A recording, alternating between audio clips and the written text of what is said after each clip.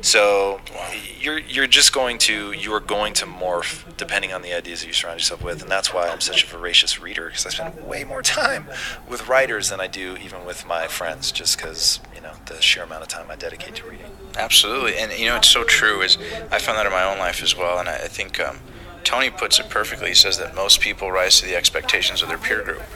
They did a study and they found that most veterans that serve in the military, that by the time they come back, a lot of them deal with PTSD and stress and depression, all kinds of issues like that, finding that the strongest point in their life or their career was actually when they were in the service. And it's because they felt a sense of purpose, a sense of camaraderie, a sense of standards.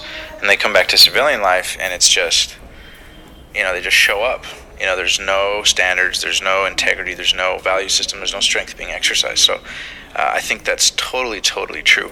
Was that a conscious effort for you to surround yourself with better people, or did it naturally just start happening as your thoughts kind of shifted into wanting to take control of your life? It wasn't in the beginning. In the beginning, I really was hanging around with people that made me feel good, and they fed into the king of remedial jobs phase that I was in.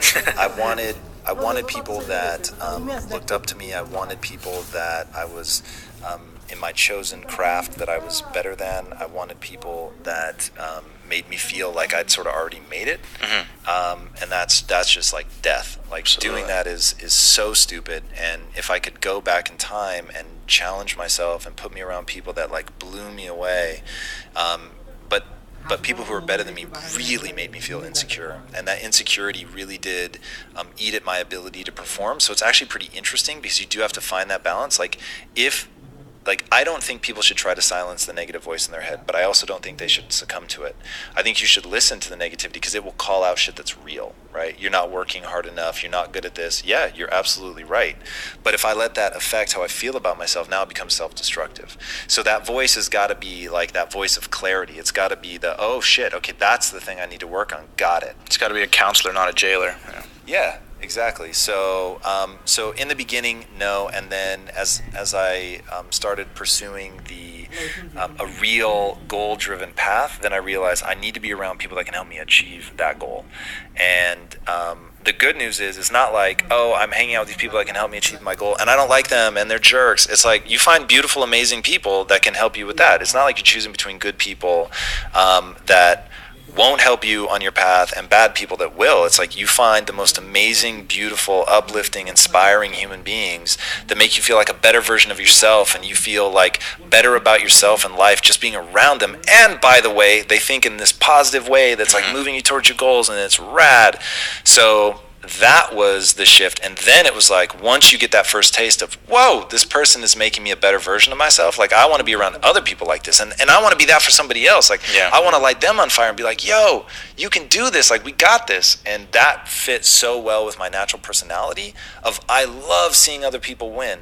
So it was such a sketchy place for me to be, where it was like, I felt bad about myself if they were better than me, but yet I wanted them to win. It was like, ew, super weird. So you just have to change what you build your self-esteem around. Did you ever go through depression before you made that shift, or any kinds of internal conflicts? What's interesting, if I describe to you my behavior during a certain period of my life, you're going to say, whoa, you were depressed. I didn't identify as being depressed at the time. I felt lost. And I guess the only thing... A lot of people feel that, at that early age. Yeah, the only thing that maybe I would say is the reason it didn't feel like depression to me was I wasn't unhappy. I just felt like I don't know how to get where I want to be. Like, I just don't understand. Like, I feel...